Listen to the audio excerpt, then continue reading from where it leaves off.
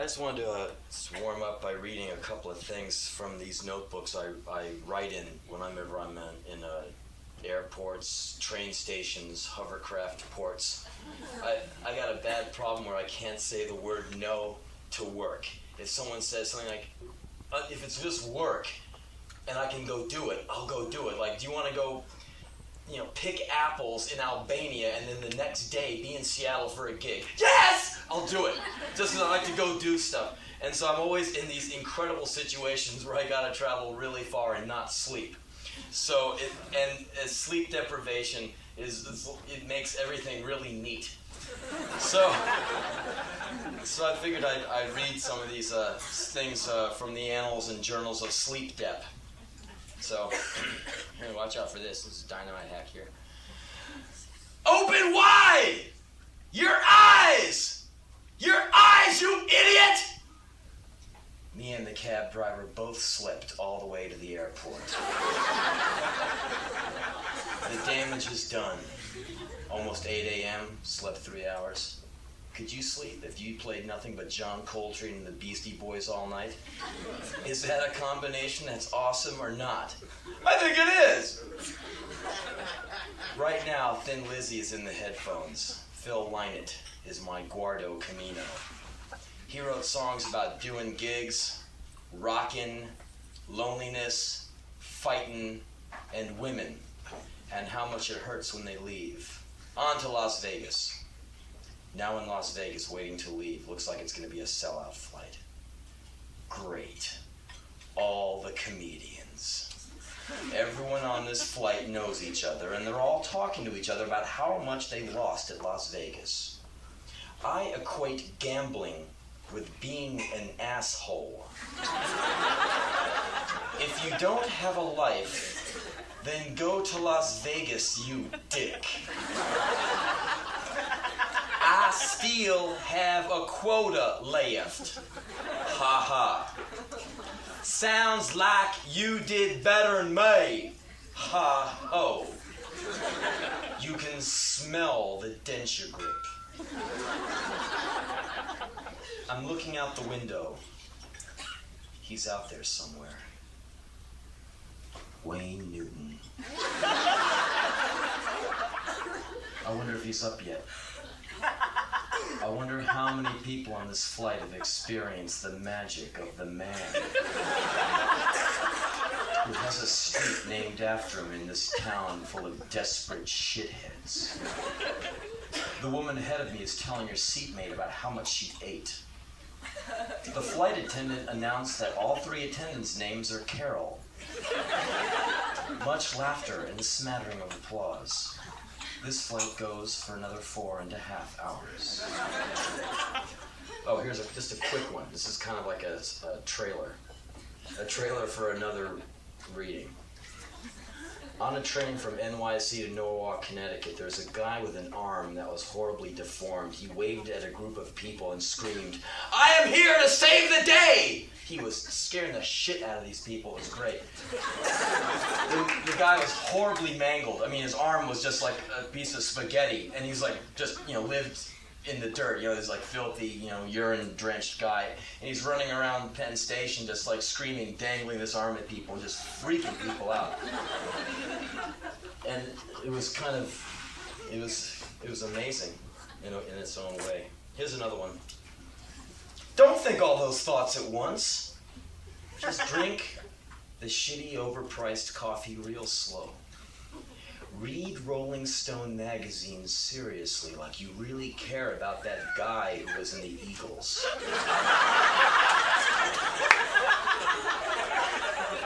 Why slow motion?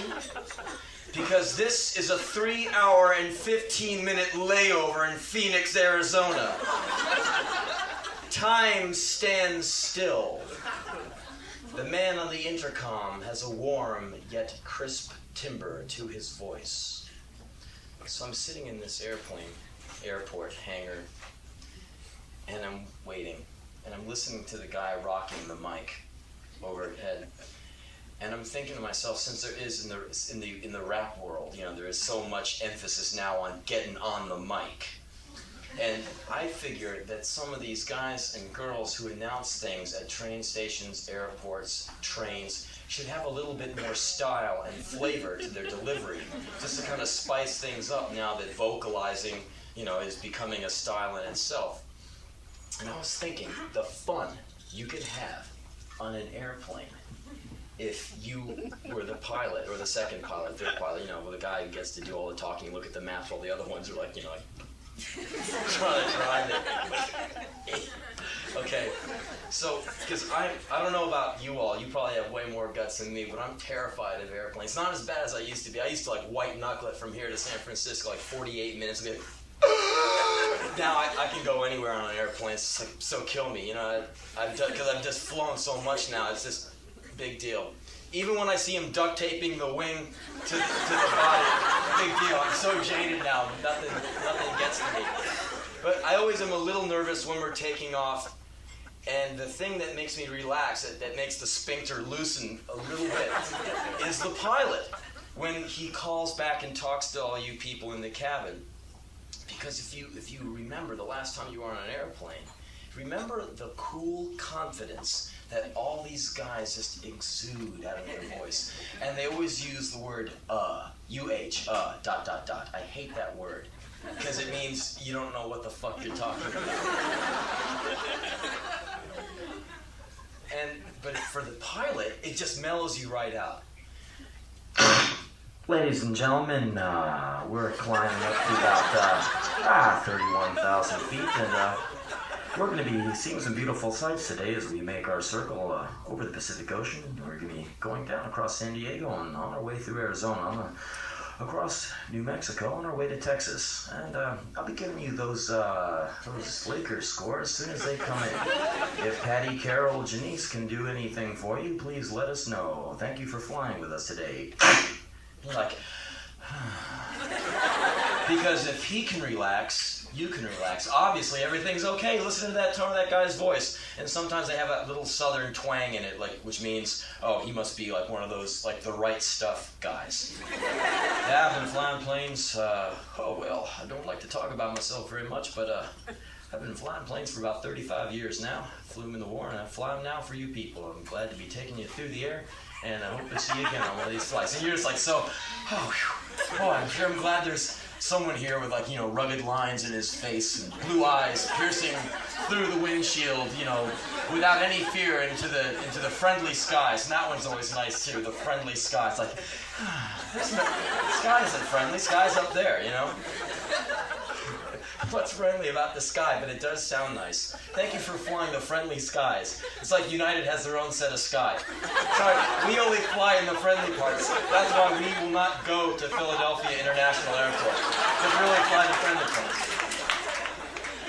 So, think of the fun and just you could walk down the aisle after what I'm about to do. And you could smell the human fecal matter rising, the stench. Okay, so you pretend you're like me. Pretend you're just like this chicken-ass, white-knuckle guy on the airplane who has to stare with an unflinching gaze out the window at the wing to make sure it somehow remains glued on to the plane itself.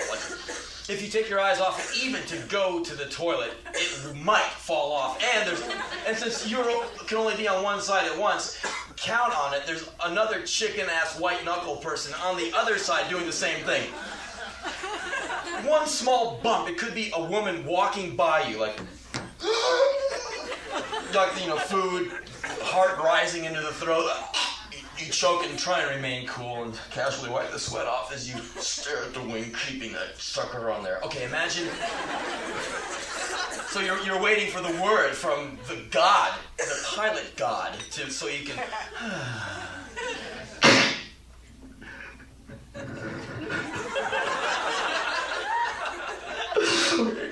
Okay. I have it together.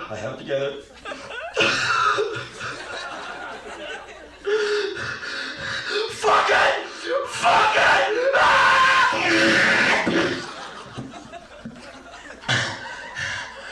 And then you would say something like, "Only kidding," and you're out. Oh my God, I haven't done this since I was 11. You'd be dying. Okay. What if you did something like a more mellow approach? This is good for Southern California because it's more kind of a new age chakra thing.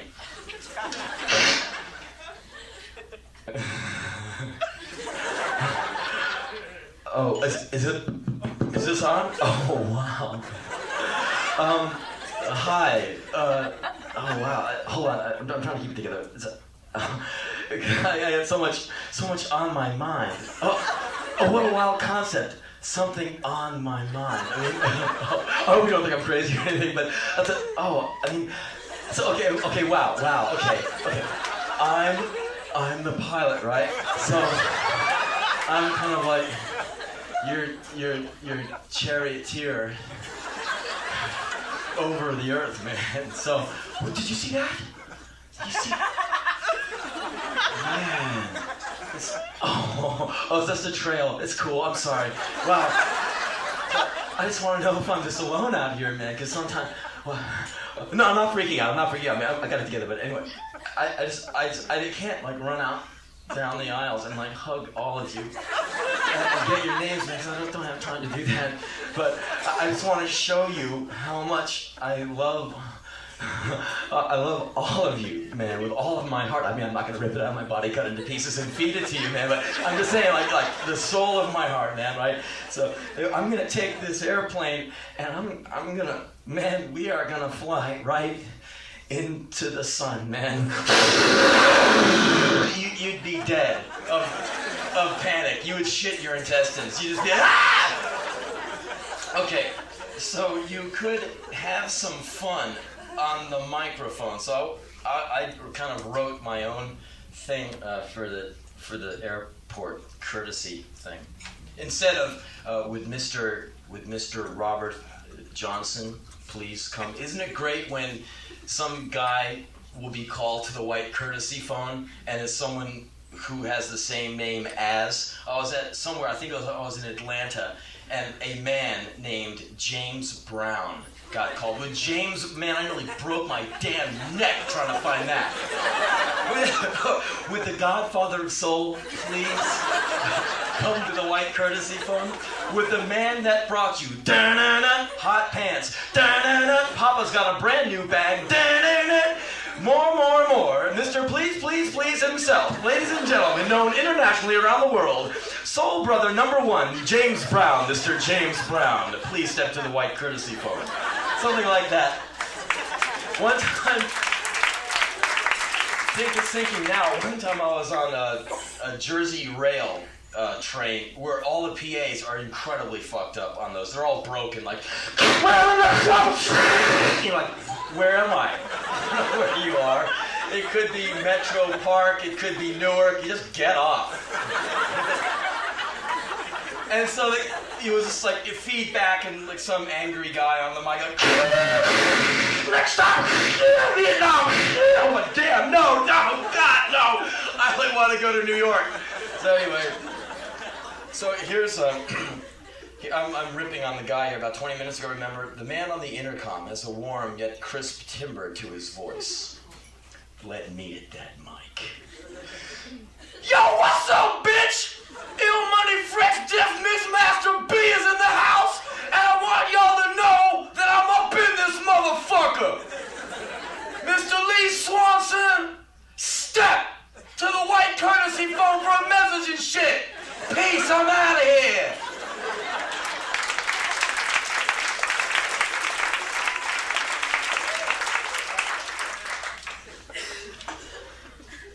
The halls of the executive wing of the Foundation to Eradicate Sleep are paved with swirling brown carpet that seems to move in all directions while I sit here at America West, Gate 11, here in the beautiful Phoenix, Arizona airport.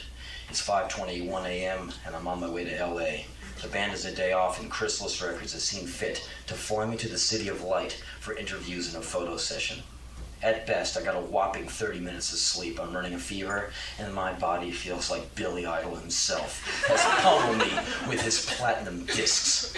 I don't remember this show I finished not 5 hours ago. I'm sitting with a bunch of cowboys and businessmen, and we are all coughing. Later. At at LAX, good old Jeff, the Chrysalis Records press agent, will meet me and I will do the method acting stunt. I will remember the last time I was sane and well rested, and I'll act like that. I will say, "Hi, how are you, man?" as he quickly glances at the bruise on my face I got from the stage diver Maniac. I'll remember that time when I was a mere slip of a youth in my early 20s, when no sleep was no sweat, and I'll reply with a lusty, vibrant laugh and say, "Ha ha! Great, man! Let's go get some beef jerky! Let's go get laid!" And he'll look at me with a worried glance, and we'll leave to go hang out and look at pictures of Billy Idol. Like there's really anything else you'd rather do. And this is an instance I had at a Denny's not long ago. In San Diego, California, en route to San Francisco for a day off. 19 hours left. Sleep, pshaw. Played in Tijuana, Mexico tonight. Had a great old time. Anyway, a pretty great thing happened at the Denny's I was at pre-US Air.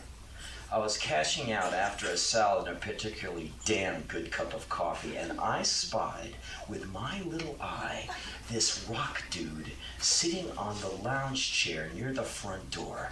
Now this guy's a real piece of work.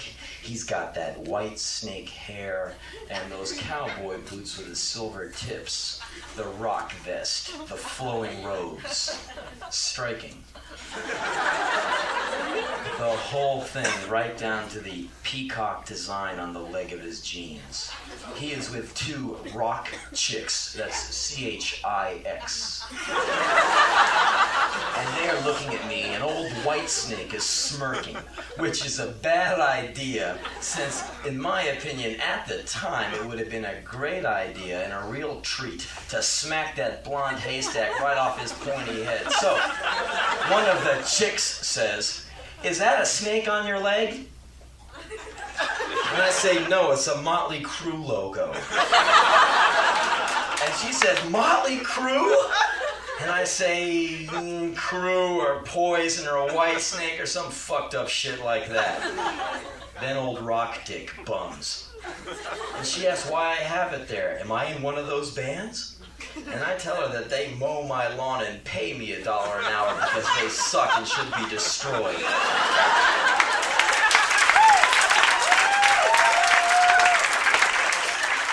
When I turned around to get my change, they must have run because they were gone. Yeah.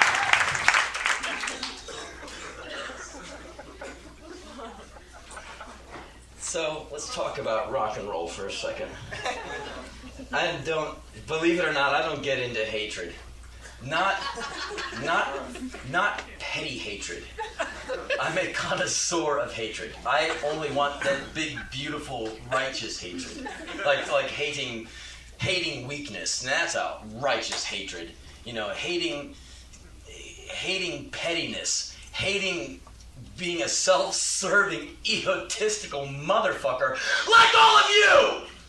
Just hating that, but hating a singular person, you'll find after a while it's really not worth your while. If you really have a lot on your mind and you really want to do something with yourself, which I'm sure you all do, hating someone is, you're giving him too much of yourself already. If you hate this guy, don't hate him, just leave him alone. Walk away. It's like when someone wants to hand you a big pile of horse shit, you don't have to take it.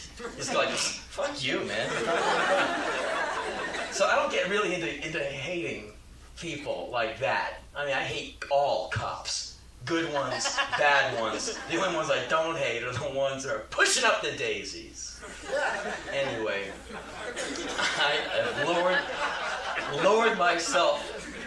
lowered myself to the depths of personal hatred to a stranger. Someone I don't know who I hate.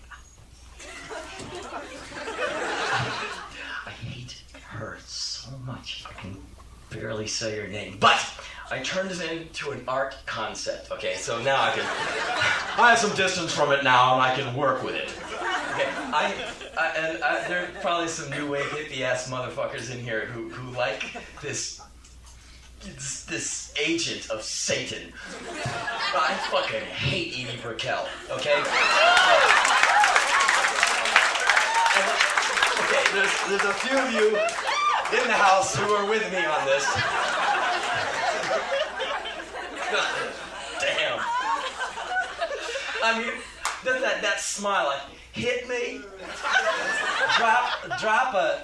drop a train on my head. Doing songs ain't nothing but painting pictures. Die! God, it's funny, just kill her whole family. Oh man, just tie her by her ankle and just like drag her through Ghost Town in Venice, and just throw everyone steak knives. Just kill her! Or just lock her in a room and play her own records at her until she pees her pants and promises never to do it again. Anyway. The other guy I hate really bad, well, I don't hate him as much as Edie Brickell, but wait a minute, before I talk about him, I want to talk about the art concept. It's called Edie Brickell Still Lives, and you can do it as a video, a song, or just New York fake-ass bohemian performance art. The performance art first. You are on a stage in a small cafe with like 20 of your friends watching, who you put all on the guest list, okay? Because no one else is going to come see your ass because you suck, okay? So anyway, you're on a stage about this big. The stage is littered with sharp objects, rocks, pieces of rusted metal, German razor wire, barbed wire, broken glass, things that hurt. You stand naked. Not you, me. I stand naked in the middle of the stage down in Soho, where the men have pierced nipples. Yes. And over the small intercom PA system where they play, Viennese mandolin music or whatever bullshit they're into that month, a small voice will come on from some politically correct person and was like, Edie Brickell still lives. At this point, I hurl myself across stage, destroy everything on there, beat myself until I am bleeding, cut open, ragged, arms broken from beating like cinder blocks, which are the edges breaking my bones and cutting me. I am a bleeding heap covered with glass, ensnared in razor wire and barbed wire, panting, blood pouring. I have totally given myself up to the artistic experience I am living for the moment, so all of you can live for the moment. And then over the PA comes the voice again, but she still lives. Somehow I manage to get myself up and do it all over again and pound all of these symbols of our materialistic world into a flat metal concrete glass chunk. And that will be, me destroying all material possessions and showing you that it's much better just to be a worthless poet. And then we all go home, and I bum cab fare from you. The video would just be kind of like a guy holding a Super 8 going, all right, go ahead, and doing it.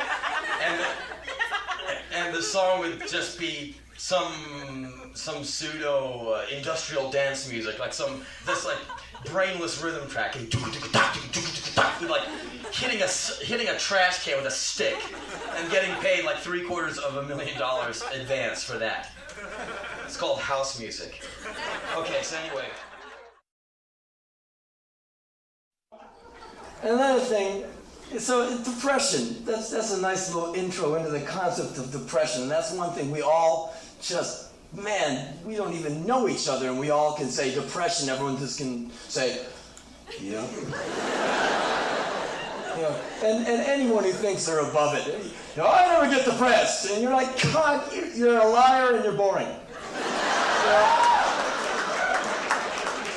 And so, I get out of the house pretty often, go on these tours, go here and there, bus, planes, trains, vans, skateboards, pogo sticks, Yamaha back, and I get laughed at a lot. I go to places, even where I'm not supposed to be funny, people are laughing at my ass, man. Everywhere I go down the hall, there's like some girls standing there, and I walk by them, and I'm so used to it. It's like 3, 2, 1. I sure like fucking bagging on my shit. I was like, But we'll see if the toupee is out of place, leaving my buttons hanging out of my pants, or the, no. And what's so funny? And people are always laughing, man. And I was in this hotel a few months ago. I was in New York to meet these people at Chrysalis Records, which was just unbelievable. You take the elevator into the office and all these people, and you're like, "Hi, I love your product. I think it's a mover, it's a shaker, it's a grow. I think it's a move, shake, and grow. Wow. What's your product again?" Not the product number. It's on some chart somewhere. Anyway, really great to have you in the company.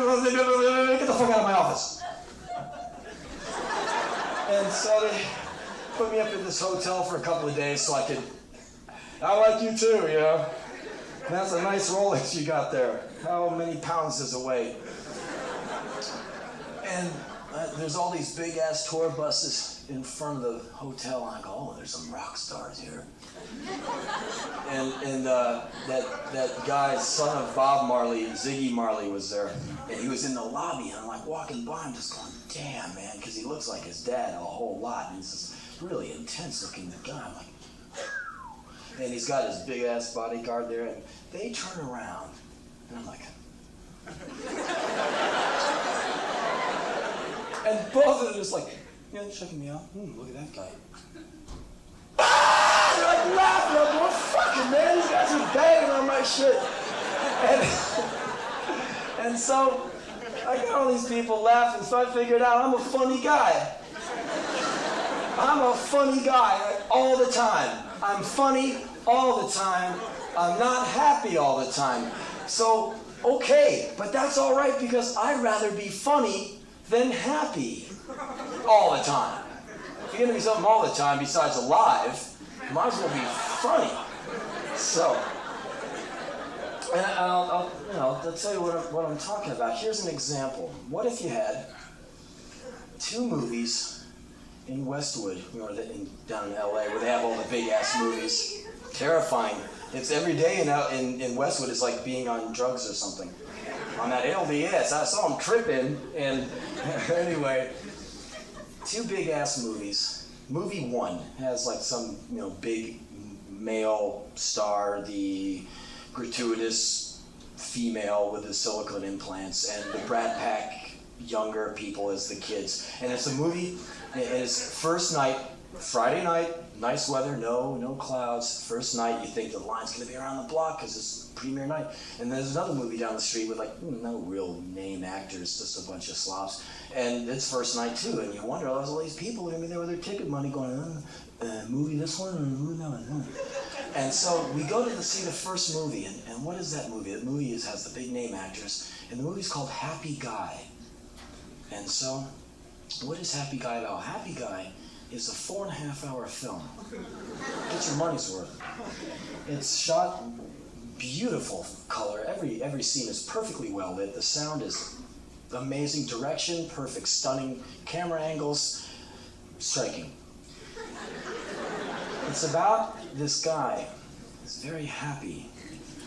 He has a wife. She's happy. They have two perfectly beautiful, well-adjusted children. They're very happy. Don't give me away. Anyway, they've got a car. It's a happy car. It's a yellow rabbit. Sunshine. So happy. If there's a well-adjusted car for anyone, it's a rabbit. It's like, "Hi, look at me. Look at my happy life. Look at my car. Hi, California. Hi."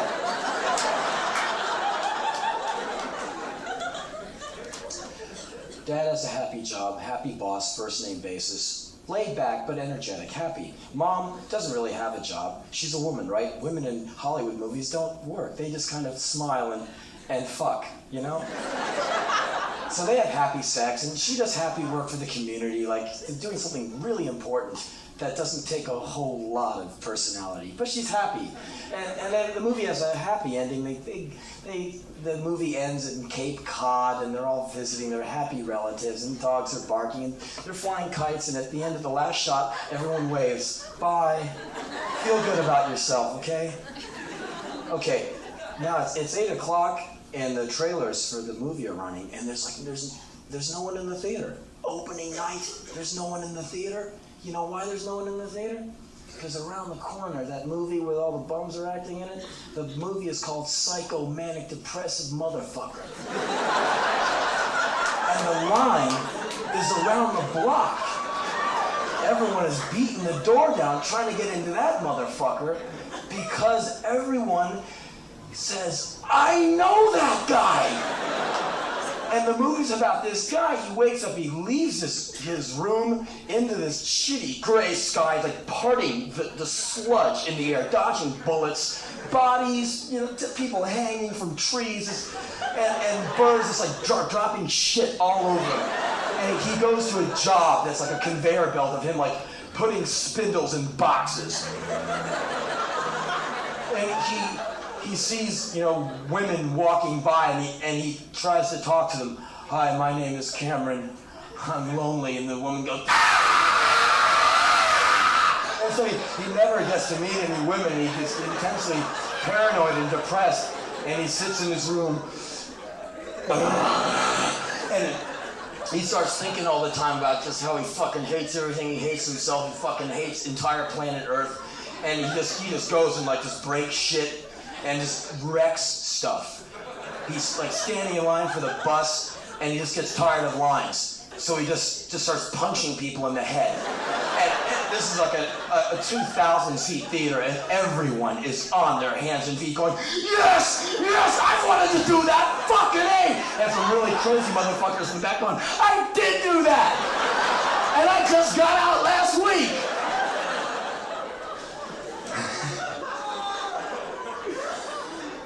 Everyone knows Depresso guy. Someone who's happy all the time. You really want to know someone like that? You read some interview with some guy in a band. So where are you coming from? I'm happy, man. Just happy about everything. You gonna buy that record? Fuck that shit. Get this guy out of here. Or anyone who pretends they're happy all the time.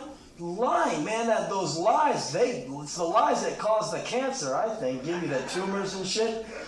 Man, I'd rather be funny than happy. And when I am depressed, when I do have the first 6 Black Sabbath albums playing in my head simultaneously, that's when I am at my most clear-headedness. Like for instance, when you break up with the man or woman, boy, girl, tree, rock, whatever you were involved with on an intimate level, and it ends, for whatever reason it ends for, you perhaps are thrown into a thing of depression, and in that you get this self-righteousness that is just disgusting, unless you're alone in your room with it, playing Velvet Underground's fiercely scribbling manic poetry. Dressed in black, the king or queen of pain, that is me, And you'll be in there for days. I'll never do that again, I've come to, and you're just, this person of great weight and wisdom because you've been through some real gnarly shit, man. And now you know. I know, man. I know. They don't know like I know. Here in my room, I reign supreme! And then there's a knock on the door, you're like, and you realize you've been like, stomping all around the room, breaking stuff, playing shit at like 11. And like you're like sweating because you're just like totally enjoying yourself by being depressed, and the door opens and someone comes in, are you okay? And you're standing on a milk crate. I'm really bummed out. Well, why don't you come on out? We're all going to go out and go bowling and go see this Happy Guy film. It's got Bruce Willis in it. Come on. No, I'd rather just be here alone. I just want to be by myself now. It's okay, I'll just ruminate here.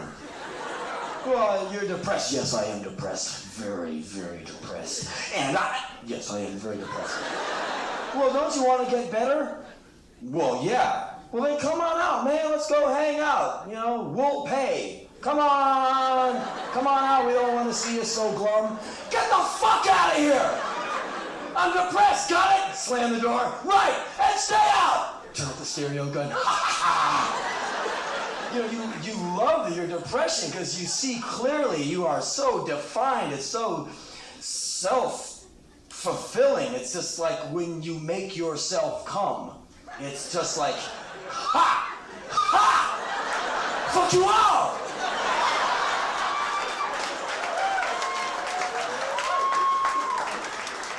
And, like, Jim Morrison, the Doors guy, Val Kilmer, the Oliver Stone wannabe, I don't know. Morrison said one thing in this interview I read many years ago. He said, hold on to your depression. Learn from your depression. I never forgot that, man. That is such a righteous statement. So the next time when life hands you a lemon, have you ever heard that kind of 4-H club thing? When life hands you a lemon, make lemonade. But when life hands you a lemon, just go, oh yeah, I like lemons. What else do you got? So...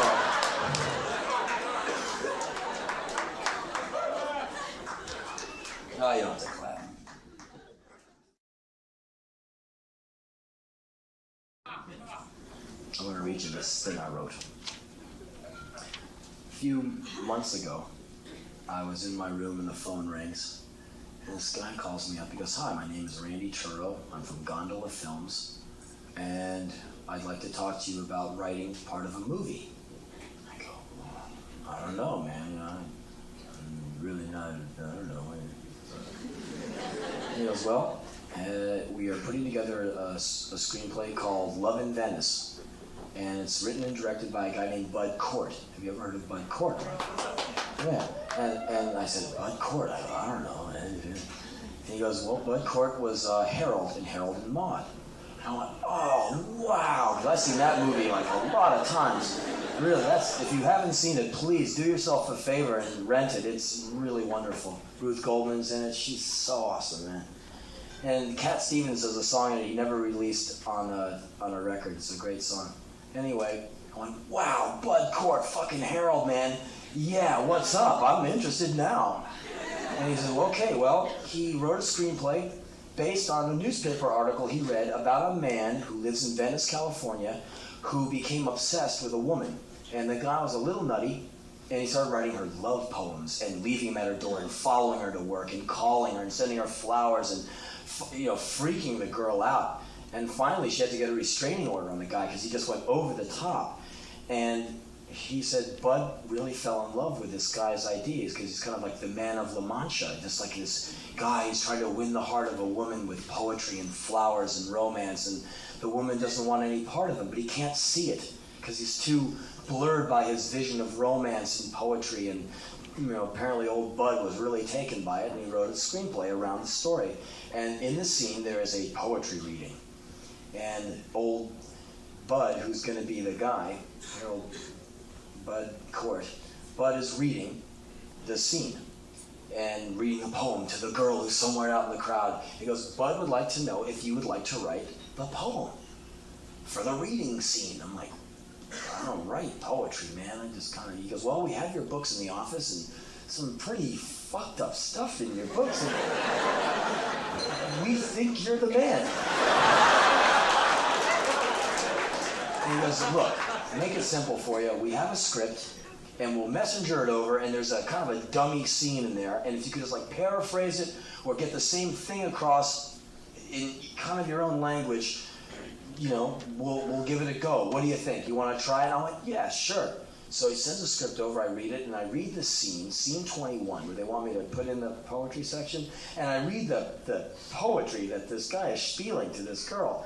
And man, like, lance me with your white hot love truncheon, shit like that. I'm like, fuck, man, I'm a shitty ass writer, but I can kick that thing's ass.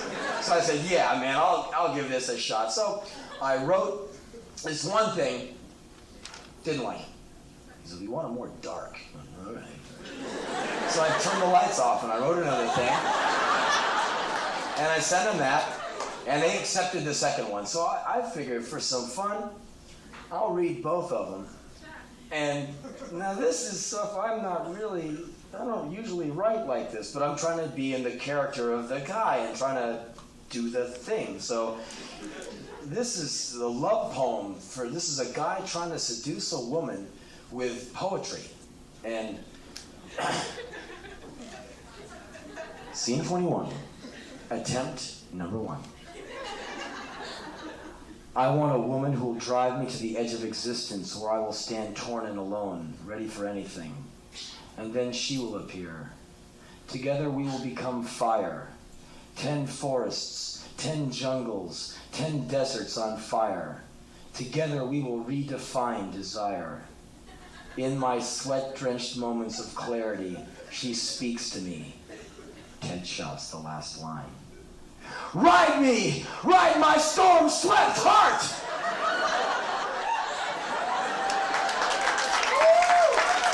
Well,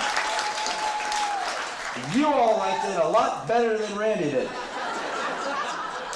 So, lights off now. I'm reading the second one. Scene 21, again. I want a woman who will pull me from extinction into a room of dangerous light. A woman who dares me to taste her every pore. A woman who will lick the sweat from my body. A woman who will cauterize my wounds with her touch. A woman who can never get enough of me. A wild-eyed temptation from the street who sees the burning world in my eyes. A woman whose every movement screams for me. A woman who says, Ted shouts the last line. Break and enter me like a thief! Ride me! Ride my raging storm-swept heart!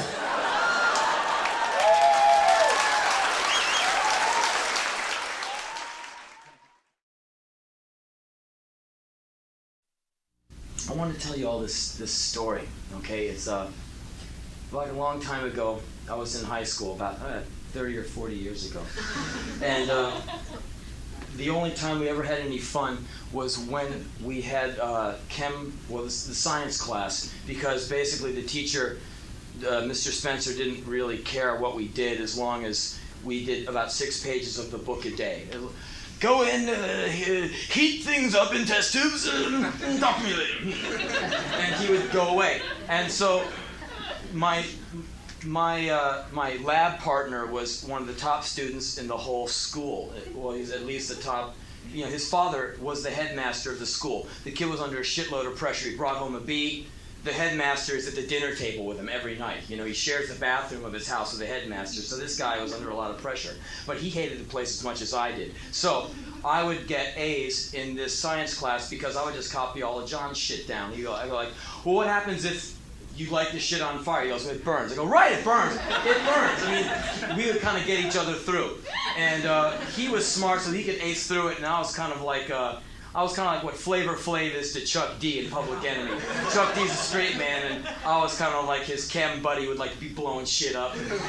So anyway, the main thrust of our science lab time was to A, incinerate things, light things on fire, and B, was to fuck with a guy named Robert Brainerd, who ended up, when he graduated from my school, he won the Kodak Award, he won some IBM grant, he was the #1 student in our class. He was under a lot of pressure, and eventually we heard that years later he just like freaked out at the Naval Academy or some shit, wrecked his car, started drinking, and just basically went off the deep end. But through high school, the boy was very tightly compressed, you know.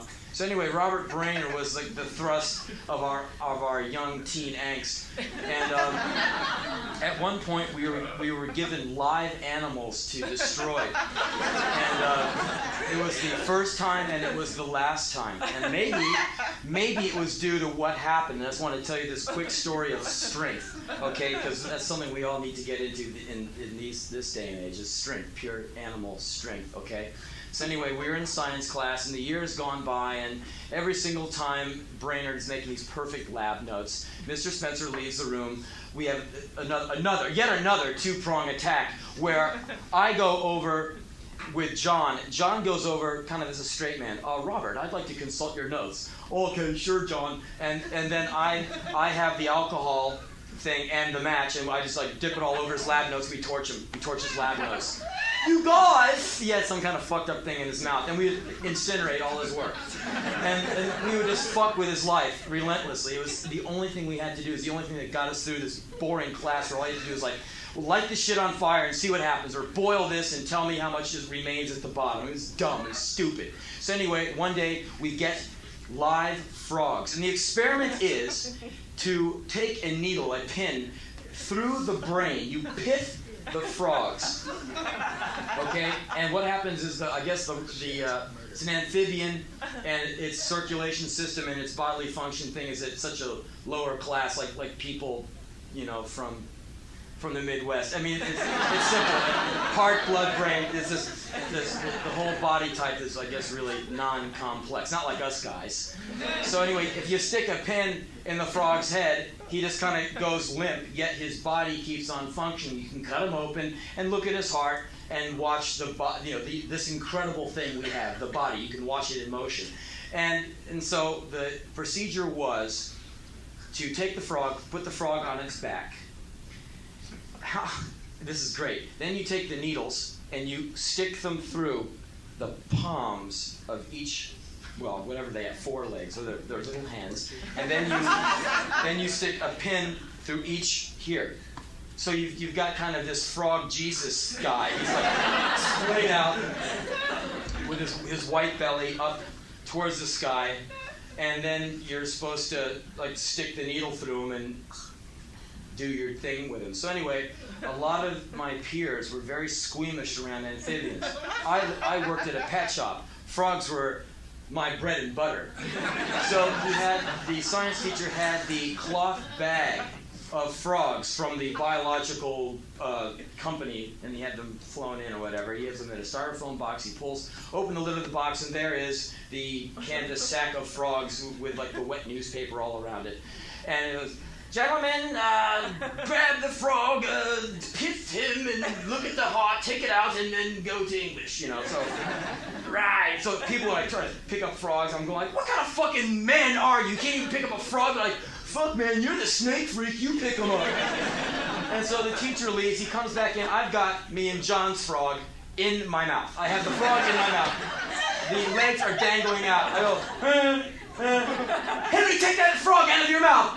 This one, and so I pinned down my frog, no problem, and everyone else is, they're taking all this time, I got no problem sticking needles into frogs, and yeah, right on, destroyed. So anyway, I only wish it was that easy with people. Like, the cop pulls you over, officer, can you hold on there, just come here for a second, take out your sewing needle, and he just goes limp on the ground, you just kind of wiggle his body underneath the front wheel and just go wherever you need to go, because you gotta get on with your life. But anyway, so people are just taking their sweet fucking time nailing down the frog, because like you stick a needle in the frog's like going, fuck you, I want to get back to the lily pad, and so people go, when the thing flinches and the frogs are hopping away, and people in blazers and ties and crew cuts are running all over trying to catch frogs. It was kind of cute. It's kind of like that Robin Williams flick.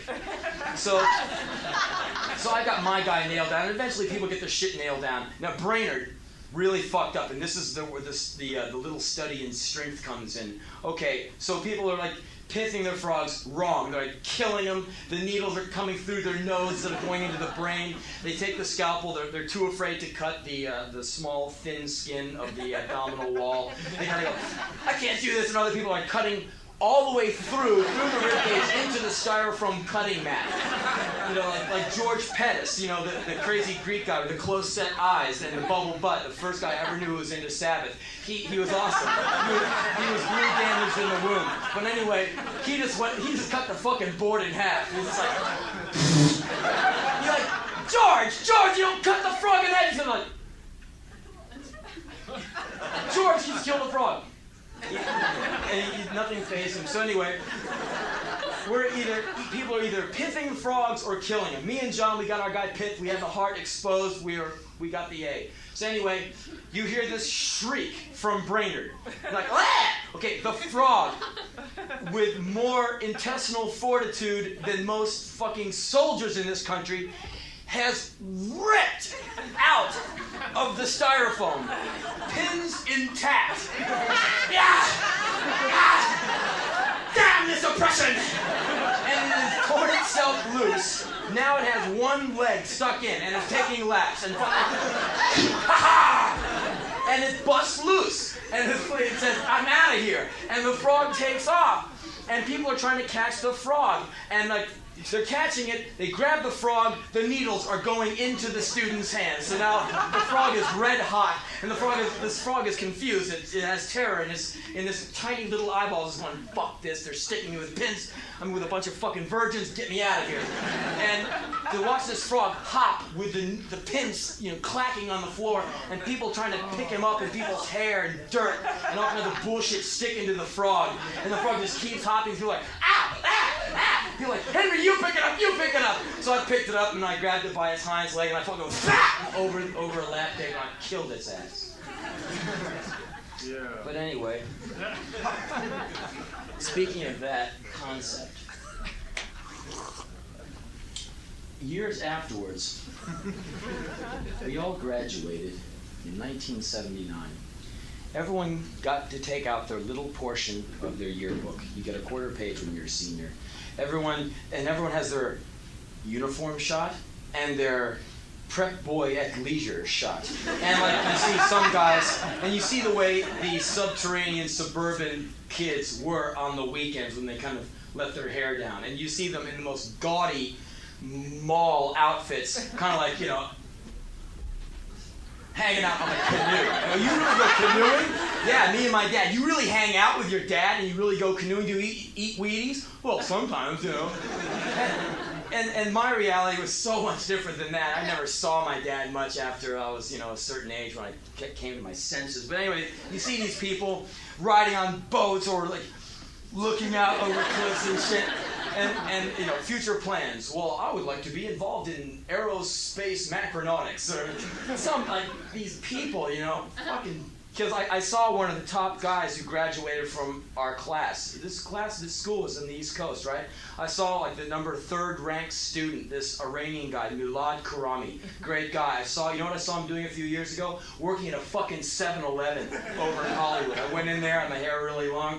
I go in, I recognize this guy. I see Milad on his thing. And he looks at me, I just go, poof, and all my hair went down like that. And I bought my coffee, I fucking shuffled out of there. I did not want to get into how this amazing student ends up working behind the counter of a 7-Eleven. So my yearbook said future plans, nationwide terrorization. And then I ripped off Nugent. I said symptoms, terminal gonzolitis. And I bet I'm one of the only people in that fucking graduating class who kept his promise! But anyway, we all graduated. And right after that, the conservative ones went right to college, and the lazy scumbag students like me, we go, I'll take that year off. I'll take that 6 months off to collect my non-thoughts. I mean, what 18-year-old has any thoughts whatsoever outside of the double live Ted Nugent album? Yeah, not me. But anyway, I graduated and I said, well, fuck school for a while. I don't want to go back to classrooms. I just want to go bust it and kick it freestyle out in the streets. So anyway, I got a job at this laboratory, okay? And my job, I was at the lowest rung. And all my workmates, I got the job because I knew how to handle animals. That was in the things. Do you know how to handle animals? You will be needed for animal husbandry. This is a laboratory facility, a division of NIH, and your job is to clean and house animals, feed them, monitor their whatevers, and basically sweep up shit. What was my thing? And I was an expert in shit. Shit was my line of work. 6 years at a pet shop. I worked with parrot shit, snake shit, rat shit, cat shit, lion shit for a small period of time, fish shit. I mean, shit was my business. I was very good with shit. I even washed the shit out of my boss's sheets when he used to fuck his boyfriend upstairs. I have to wash those sheets too. So I did human shit. I was kind of like I was like your A to Z man on shit. So rodent shit was no new turd to me. I had seen that one before. So I applied and I got the job, no sweat. So I see my job. Monday I mop this wall and the floor. Tuesday I mop this wall and the ceiling. You have to sanitize the entire lab facility. Wednesday I shovel shit. Thursday I shovel more shit. Friday, I clean up. It's just the most insane gruel. I got $110 a week. It was fucked. But anyway, the first day I'm kind of getting the briefing on what my job is, and I had this big redneck guy named Mike. Big redneck Mike. And he goes, so, you work with animals before, Henry? I said, yeah, I work at a pet shop, you know, I know all about shit. He goes, okay, great. And so anyway, he showed me all the different mice. There's mice, rats, and rabbits at this facility, a few thousand animals. And like I said, there's a little division of the NIH. It was about 5 miles away in a parking lot community. Anyway, he goes, okay, here's what you're going to do. And all these mouse cages have these little lab cards, the kind of mice, there's like BC8 mice and V13 mice and NWA mice, and they have all these different kinds of mice because they all have different tendencies. They're doing different experiments on them.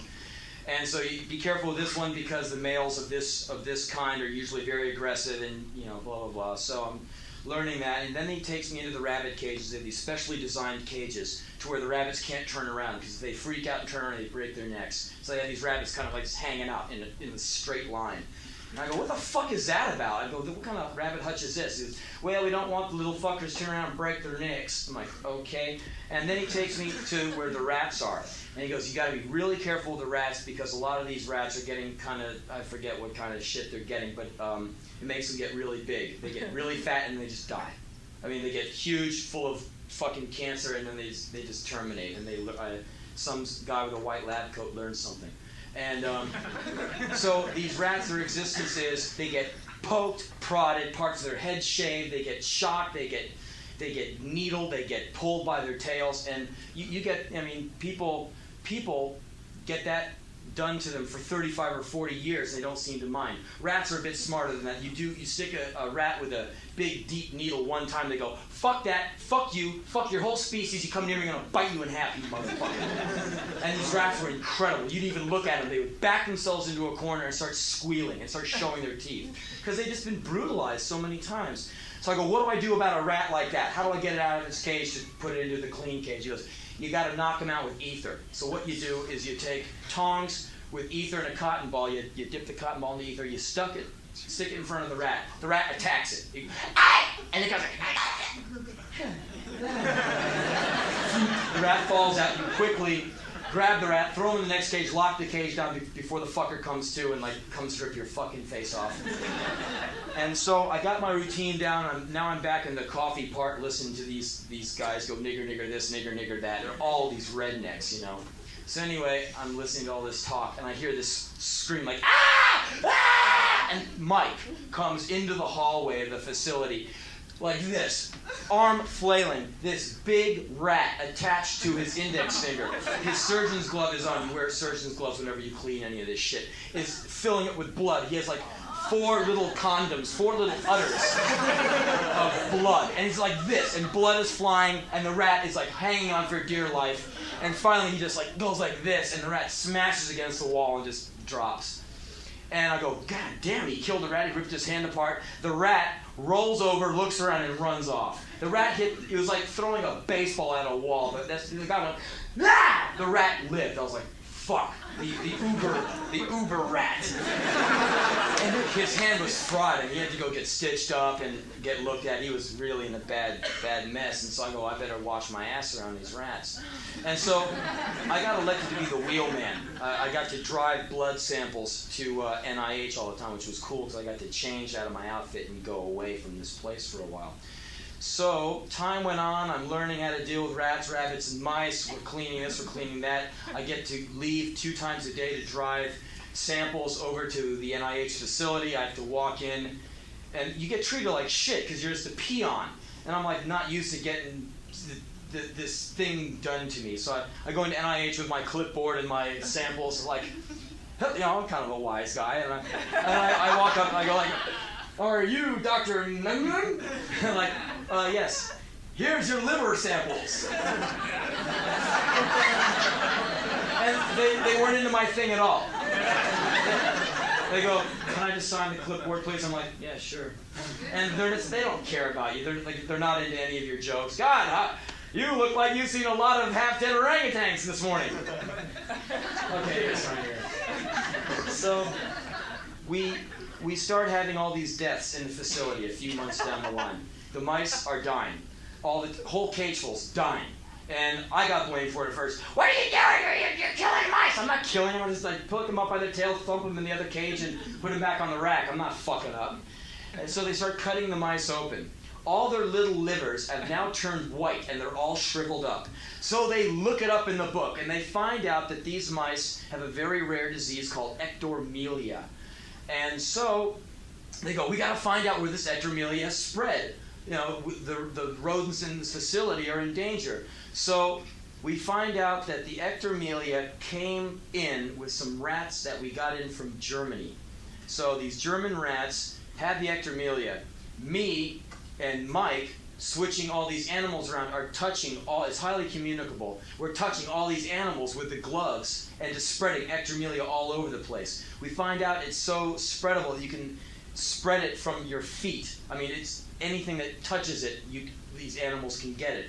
So anyway, we find out that I was personally responsible for the destruction of $150,000 worth of live lab animals on the 5th floor of the main building at NIH. Why? Because I kept bringing over samples and like handing infected cages and infected samples to people who would now touch other animals, and it spread all over this one isolated floor of NIH. It was in the car, it was everywhere. So the verdict comes down. There's a big ultimatum every day. Do we have to kill everything in this lab, or can we save some part of it? How does this disease spread? Blah, blah, blah, blah, blah. We all got to put on these fucking rockin' Devo suits. It was incredible. Booties, the clothes, the one suit thing, the baggy head, the gloves, and the mask. And they're really expensive. All this shit costs like, the suit thing was like $5 per suit, and every time you crossed over this line, if you wanted to go out and have a coffee break, you had to take off the suit, put it in a special bag that would be incinerated. So every time you take a piss, every time you get coffee, you have to take your Devo suit off, and you go through like hundreds of dollars worth of these disposable suits, but it was okay because this is NIH Incorporated. So anyway, every time I get a new Devo suit on, I write Devo on my thing. I think it's fucking hot, and I'm like writing all these like punk rock slogans all over my thing. And I was told by the boss that I should just cut this shit. So anyway, the verdict comes down that all the animals in the facility have to be terminated. All of them have to be killed. And a few weeks before, they had hired the only black guy in the whole facility. They called us in at lunchtime to see if we had to have a meeting. Well, you all are equal employees here.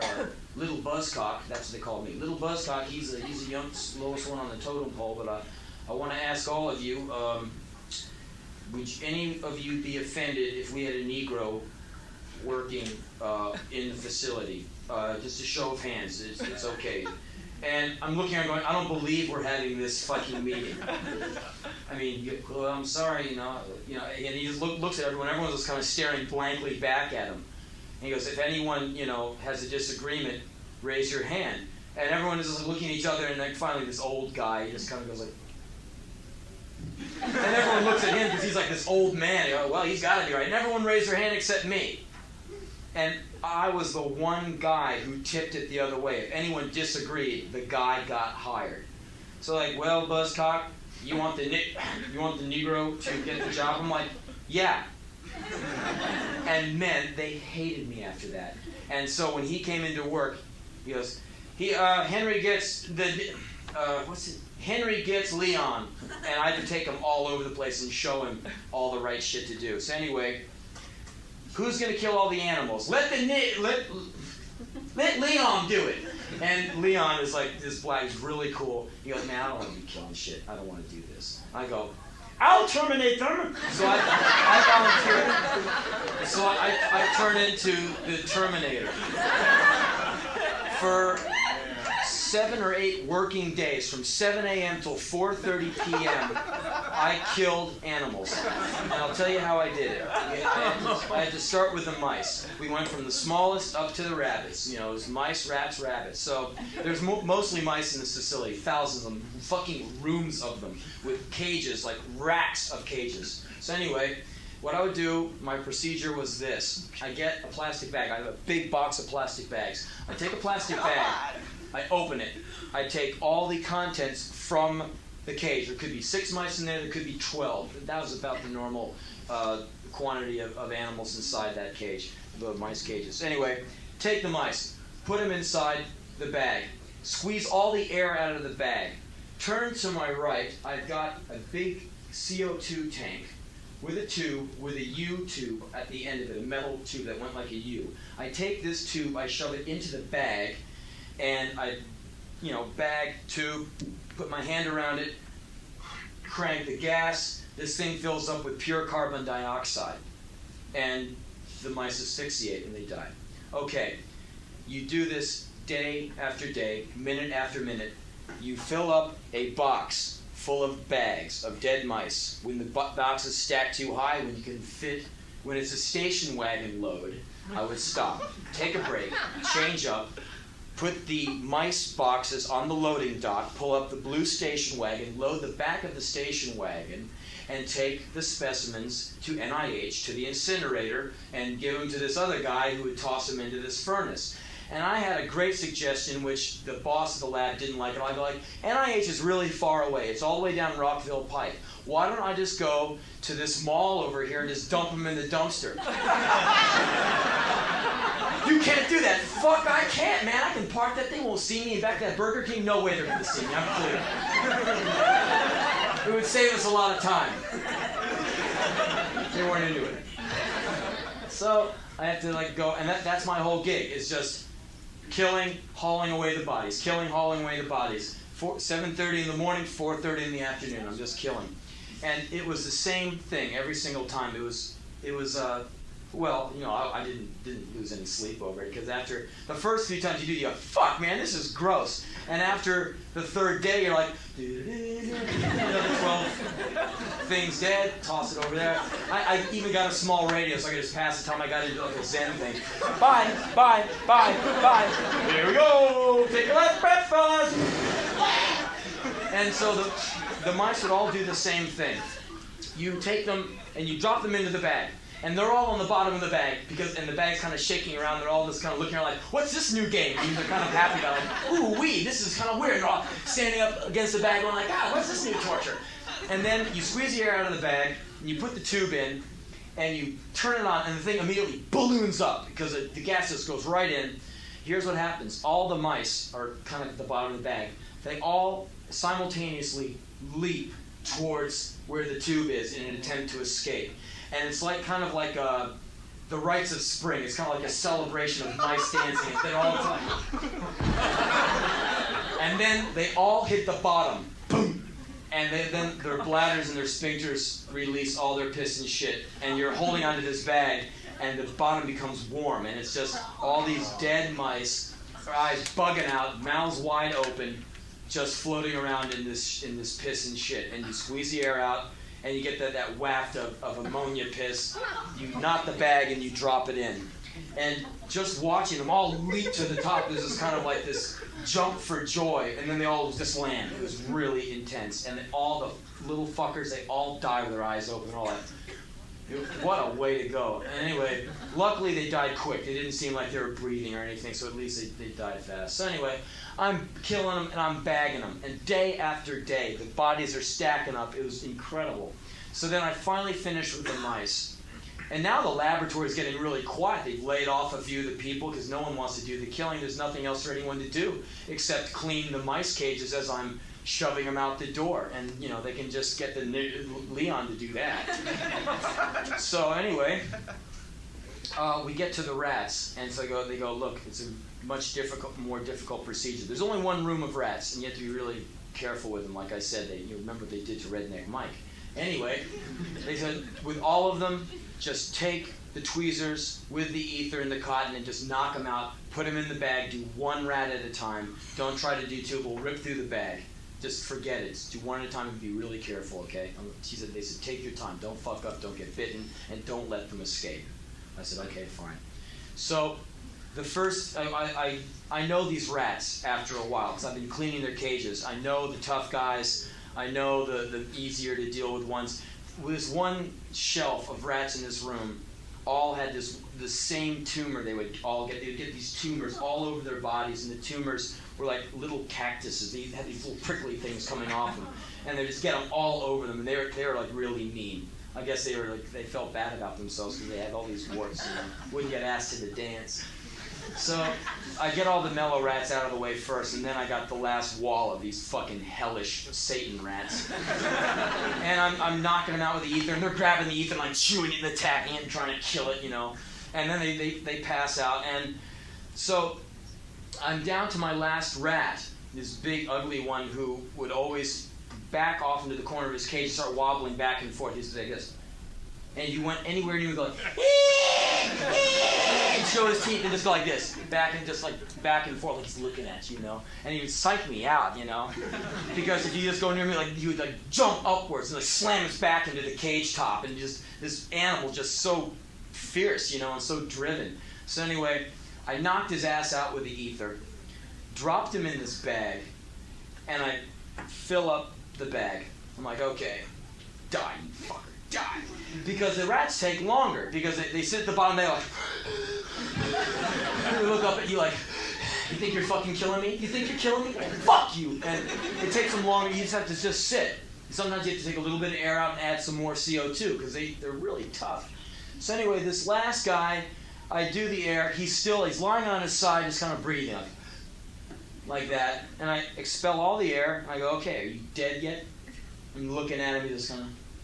I go, cool, he's dead. Fucker's dead. And I didn't want to bag him up and throw him away. I kind of wanted to take a close look at this rat who I thought about every time I went in his room. You know, he's kept psyching me out for like months, so I wanted to get a close look at this guy before he went to the incinerator. And so I kind of got him there, and I've gassed the shit out of him. You know, ether and CO2. I mean, that's a good way to die. So he's dead. I'm looking at him going, yeah, God, I'm checking him out. And then right in front of me, he's just like, and he just his mouth opens wide, and his rib cage just expands. He's going like, takes a big breath of life. I'm like, oh fuck! And he just like gets on all 4 feet and jumps off the table and hauls ass out of the room and down the hallway, and we never saw his big ass again. And somehow, in some twisted way, there's a lesson in there.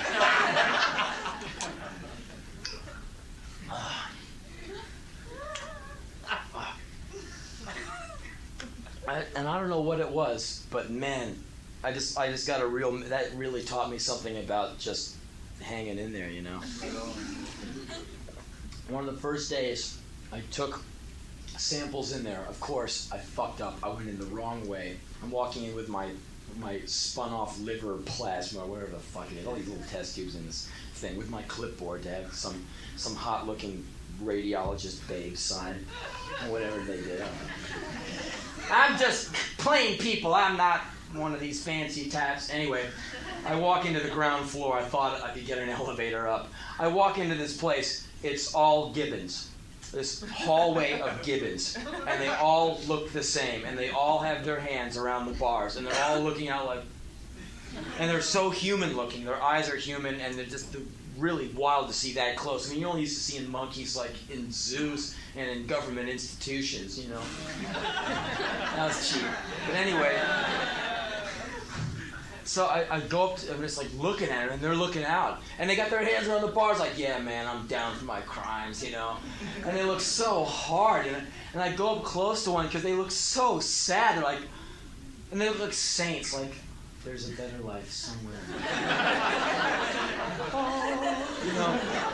And I got really close to one. I'm going, oh, man. And then the thing just goes like, scared the living shit out of me, man. And then he screams, and then all the rest of all the others go, help! And they're just jumping around, and people come out like, hi, I'm new. I'm in the punk rock. I'm a fuck up. And so I eventually get up to what I think is the right wing. It's all confusing. And I go down this hallway, and I see this glass room, and there is this young woman with these leather gloves up to here with like some young spider monkey, one of those small monkeys to be able to get out of a boy's life. They come in the box 5 days late, all dead. So, this woman has this spider monkey, and this spider monkey is trying to bite the woman's eyeballs out. She's got the thing by its tail, and thinking like, I'm like, first day in, I just got yelled at by some gibbons. I go into this other room, there is this monkey trying to fucking rip this woman's eyes out. And they say, ah! I was like, ah! Ah! I'm not standing there with my blood samples going, what the fuck am I doing in this job? It was bad. It was really bad. Oh, man, what a dumbass time that was. My car used to run out of gas. I used to go out on Saturday and blow like 30 of my $110 on a date. I'm a girl who made me buy her that Fleetwood Mac album. A girl who took the Tusk album seriously. That's the kind of hell I was in. A girl I would have to hide my Ramones records from. A girl who, when I finally said, I don't want to see you anymore after she'd given me so much grief, her line was through her tears and like swollen, puffy face, I thought we were going to spend the rest of our lives together! Fuck. Some people will believe anything! 2. Yova!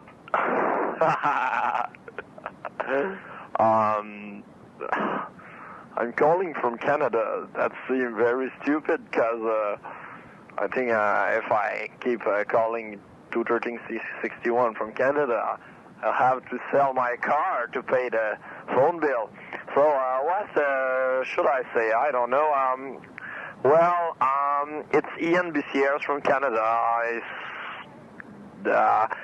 send you by mail something like a request for a catalog, and I included international coupons and 2 pictures of 2 nice little girls, one of my girlfriend, and I'm asking myself if you received my letter, just that, and not knowing what to say else. Sunday, 2:57 p.m. 2. Spoken word, great. Spoken word, great. Music sounds like warmed over Iron Maiden. It sucks.